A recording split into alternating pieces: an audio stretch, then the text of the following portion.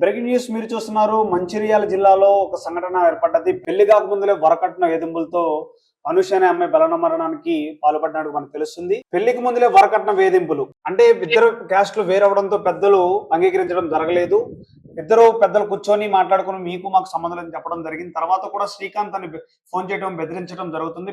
నాకు డబ్బు నగలు ఇస్తే నేను పెళ్లి చేసుకుంటాను, నన్ను కాకుండా వేరే వాళ్ళని పెళ్లి చేసుకుంటే మన ఇద్దరం దిగిన సన్నిహిత ఫోటోలన్నీ బయట పెడతానని బ్లాక్మెయిల్ చేయడం వల్ల తను ఏం పెళ్లి పేరుతో మోసపోయానని, శ్రీకాంత్ దగ్గర నేను మోసపోయానని ఎవరికి తల్లిదండ్రులు చెప్పుకోలేక కూడా ఎవరు లేని పరిస్థితుల్లో తను ఊరేసుకొని ఇంట్లో చనిపోవడం జరిగింది. సార్ అడిగే ప్రయత్నిద్దాం ఒకసారి వాళ్ళ కుటుంబ సభ్యులు ఏమంటున్నారు.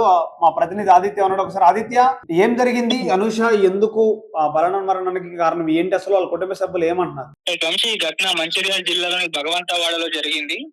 ఇక్కడ అనూష, శ్రీకాంత్ కొంతకాలం నుంచి కూడా ప్రేమలో అయితే ఉన్నారు. అయితే పెళ్లి చేసుకుందాం అనుకున్న టైంలో వీళ్ళ పెద్దలకైతే చెప్పారు. కాకపోతే వాళ్ళు ఒప్పుకోలేదు. ఎందుకంటే వీళ్ళ కులాలు వేరు కావడంతో ఈ విధంగా ఇంటర్ కాస్ట్ మ్యారేజ్ కి అయితే వాళ్ళు ఒప్పుకునేది లేదని చెప్పారు.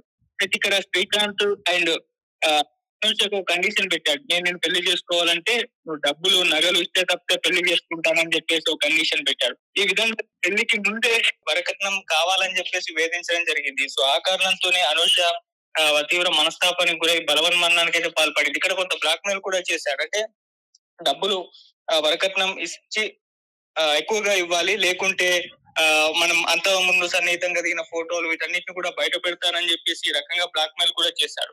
అలా తనని కాదని వేరెవరిని ప్రేమించినా సరే, పెళ్లి చేసుకున్నా సరే, ఈ మొత్తం వీడియోస్ అన్ని, మొత్తం ఫోటోస్ అన్ని బయట పెడతానని చెప్పేసి బెదిరింపుడు అయితే చేయడం జరిగింది. సో ఈ కారణంతోనే అనూష కాస్త మనస్తాపానికి గురైంది. తను ప్రేమలో విఫలమయ్యాను, ప్రేమ పేరుతో మోసం జరిగిందని చెప్పేసి భావించింది. అందుకే ఇటువంటి నిర్ణయం అయితే తీసుకుంది. సో ప్రేమ పేరుతో శ్రీకాంత్ మోసం చేశాడన్న ఈ మనస్తాపంతోనే ఇంట్లో ఎవరు లేని సమయంలో ఉరేసుకొని అయితే ప్రాణాలు తీసుకుంది. ఇప్పుడు ఈ ఘటన అనేది స్థానికంగా చాలా సంచలనం సృష్టించింది. వాళ్ళ బంధువులందరూ కూడా ఇప్పుడు తీవ్ర దుఃఖంలో అయితే మునిగిపోయారు. ఆదిత్య, గతంలో చూసుకుంటే ఒకసారి వాళ్ళ డాడీ కూడా అంటే పాయిజన్ తీసుకుని హాస్పిటల్లో చేరినట్టు కూడా చెప్తున్నారు. కారణం శ్రీకాంత్ అనే చెప్తున్నారు. మరి దీన్ని ఎలా చూసుకోవచ్చు? అవును, అది ఇప్పుడు శ్రీకాంత్ ప్రేమించాడు. ప్రేమించినప్పుడు రెస్పాన్సిబిలిటీ తీసుకోవాలి, పెళ్లి చేసుకోవాలి, వాళ్ళ పేరెంట్స్ ని తనే ఒప్పించుకోవాలి. అవసరమైతే వీళ్ళ పేరెంట్స్ కూడా ఒప్పించి పెళ్లి చేసుకోవాలి. ప్రేమించాడు కాబట్టి ఆ రెస్పాన్సిబిలిటీ తీసుకోలేదని అర్థమైపోయింది. ఎప్పుడైతే వీళ్ళ పేరెంట్స్ శ్రీకాంత్ వాళ్ళ పేరెంట్స్ ఒప్పుకోలేదు ఇంటర్ కాస్ట్ మ్యారేజ్ అని చెప్పేసి, అప్పుడు తిను ఒక అడ్వాంటేజ్ తీసుకున్నాడు. ఇప్పుడు నేను పెళ్లి చేసుకోవాలంటే నువ్వు వరకట్నం ఎక్కువగా ఇవ్వాలి, కాదు అని చెప్పేసి ఇవ్వకపోతే, లేదంటే ఇప్పుడు వీళ్ళంతా అంటున్నారని చెప్పేసి ప్రేమ పెళ్లి కుదరదు అని చెప్పేసి ఇంకా వేరే వ్యక్తిని నువ్వు పెళ్లి చేసుకుంటా అంటే మనం సన్నిహితం దిగిన ఫోటోలన్నిటిని కూడా బయట పెట్టేస్తాను అని చెప్పేసి ఈ రకంగా బ్లాక్ మెయిల్ చేయడం జరిగింది. సో ఈ స్థాయిలో బ్లాక్ మెయిల్, బెదిరింపులు చేయడంతో ఒకసారి తను కూడా మనస్తాపానికి గురైంది. తను మోసపోయానని చెప్పేసి అర్థమైపోయింది. అందుకే తను ఇటువంటి నిర్ణయం అయితే తీసుకుంది.